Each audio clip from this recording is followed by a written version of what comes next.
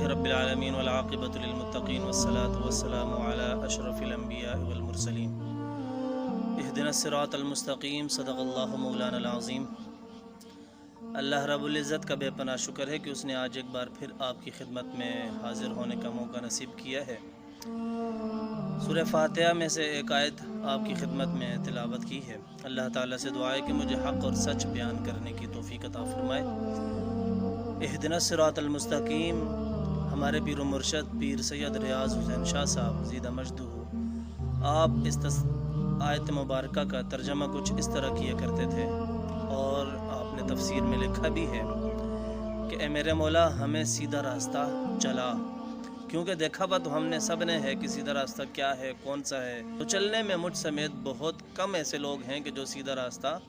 چلتے ہیں۔ تو ہم اللہ رب العزت سے دعا یہ مانگتے ہیں کہ اللہ تعالی ہمیں سیدھا راستہ چلا۔ دیکھ ہم نے لیا ہے، سمجھ چکے ہیں، ہمیں سب کچھ سمجھ آتی ہے، لیکن ہم چلتے نہیں ہیں۔ تو اب ہم نے دعا کیا کرنی ہے کہ میرے مولا ہمیں اب سیدھے راستہ پر چلا۔ جہاں پورا ملک سیلاب کی وجہ سے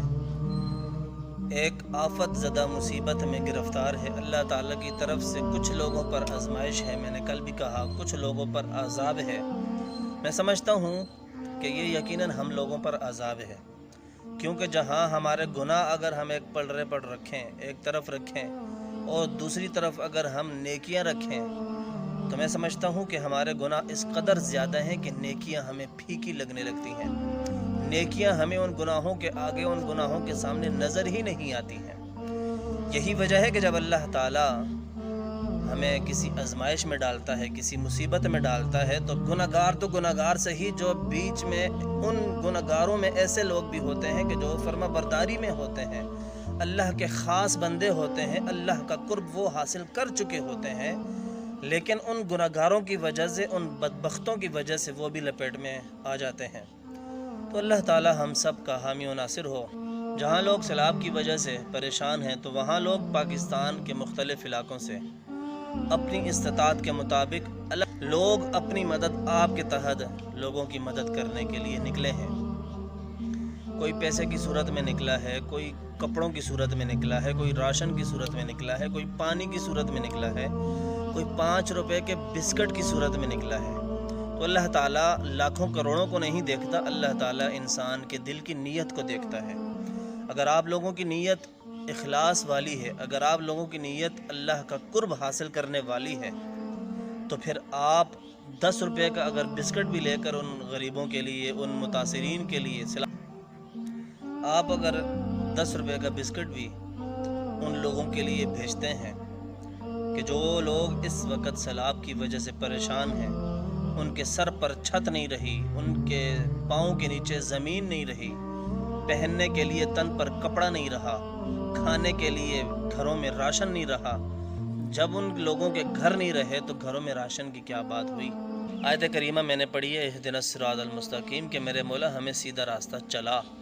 اب جو سیدھا راستہ کیا ہے؟ انسانیت کی قدر کرنا، انسان کی مدد کرنا۔ اب ضروری نہیں کہ آپ اپنے بچوں کا اگر پیٹ پال رہے ہیں تو یہ بھی سب سے اعلیٰ عبادت ہے، لیکن اگر آپ ان بچوں کی دیکھ بھال کرنے کے بعد اگر آپ کے پاس اتنی مال و دولت بچ جاتی ہے، اگر آپ ہزاروں کماتے ہیں، ان ہزاروں میں سے آپ کے پاس 100 روپے یا 10 روپے بچ جاتے ہیں، تو آپ اگر اس سیلاب متاثرین کے لوگوں تک وہ مدد، وہ پیسہ، وہ آپ کا بے شک اترا ہوا سوٹ ہی کیوں نہ ہو، اب جو آپ کے جسم پر چھوٹے ہو چکے ہیں کپڑے یا تھوڑے سے کمزور ہو چکے ہیں، ہونا تو یہ چاہیے کہ ہر شخص نیا سوٹ سلوا کر دے، لیکن کیونکہ اتنے کم وقت میں سلوا کر سوٹ دینا بڑی مشکل ہو جائے گی، اس وقت ان کے پاس پہننے کے لیے کپڑے نہیں۔ وہ بہنیں کہ جن کی الماریوں میں 40 سوٹ سردی گرمیوں کے الگ الگ پڑے رہتے ہیں، اگر وہ بھی اس حالات میں خاموش رہیں گی، ان حالات میں، ان معاملات میں اگر وہ خاموش رہیں گی، تو میں سمجھتا ہوں کہ کل اس دولت کا، اس پیسے کا، اس کپڑے کا انہوں نے حساب دینا ہوگا۔ کہ اگر آپ اپنا پیسہ ان لوگوں تک پہنچا دیتے ہیں اور آپ اپنا کپڑا، اپنا جوتا ان لوگوں تک پہنچا دیتے ہیں، اور جو اس وقت صاحب حق بھی ہیں، سیلاب سے متاثر بھی ہیں، تو آپ کا یہ دیا ہوا 1 روپیہ بھی کل بروز قیامت ضرور کام آئے گا۔ اس پر ایک حدیث سنتے ہیں اور پھر اللہ رب العزت کی بارگاہ سے دعا لے کر ہم آپ سے بھی اجازت چاہ لیں گے۔ پیارے آقا فرماتے ہیں کہ اللہ رب العزت انسان کی کبھی بھی کوئی نیکی ضائع نہیں کرتا۔ ایک تو وہ حدیث مشہور ہے کہ آپ نے فرمایا کہ ایک شخص مرا، اس کا جنازہ پڑھایا گیا اور ایک شخص اس کے جنازے میں شامل بھی ہوا۔ لوگ تو چلے گئے اس کا جنازہ پڑھ کر، لیکن یہ قبرستان تک گیا اور قبرستان پر دفنانے کے بعد ایک مٹھ مٹی اٹھائی اور اس نے اس کے قبرستان پر دفن کے لیے اس پر ڈال دی، اس کی قبر پر ڈال دی، اور یہ بھول گیا، ایک مٹھی ڈالی بس۔ لیکن پیارے آقا فرماتے ہیں کہ کل بروز قیامت اس بندے کے حساب و کتاب جب سوال ترازو پر تولے جائیں گے تو اس کا حساب دوزخ والوں میں کر دیا جائے گا۔ لیکن پھر تھوڑی دیر بعد اللہ تعالیٰ حکم فرمائے گا کہ وہ تھیلی لے کر آؤ۔ وہ جب تھیلی لے کر آئیں گے تو وہ ترازو کے دوسرے پلڑے میں جب رکھا جائے گا، ڈالا جائے گا، تو اس کی نیکیاں زیادہ ہو جائیں گی اور اس کا حساب و کتاب جنت والوں کا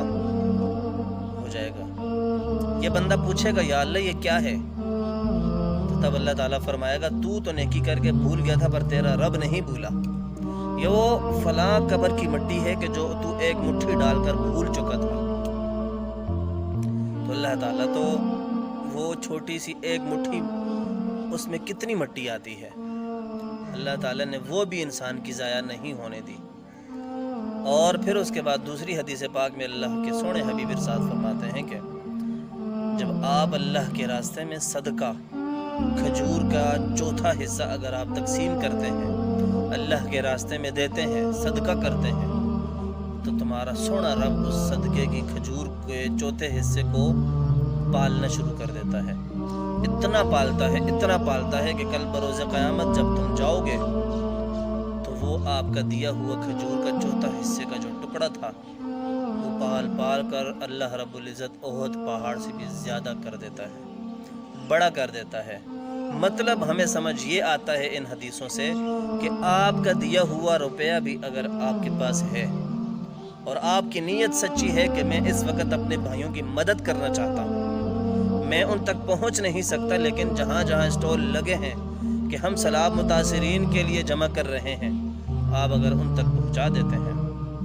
تو میں سمجھتا ہوں کہ آپ یہ 1 روپیہ اللہ تعالیٰ ضائع نہیں ہونے دیتا۔ جب سورہ مزمل میں اللہ رب العزت فرماتا ہے کہ تمہارا دیا ہوا پیسہ مجھ پر قرضہ ہے اور قرضہ بھی حسنہ ہے، اچھا قرضہ ہے۔ اللہ تعالیٰ ہم سب کا حامی و ناصر ہو۔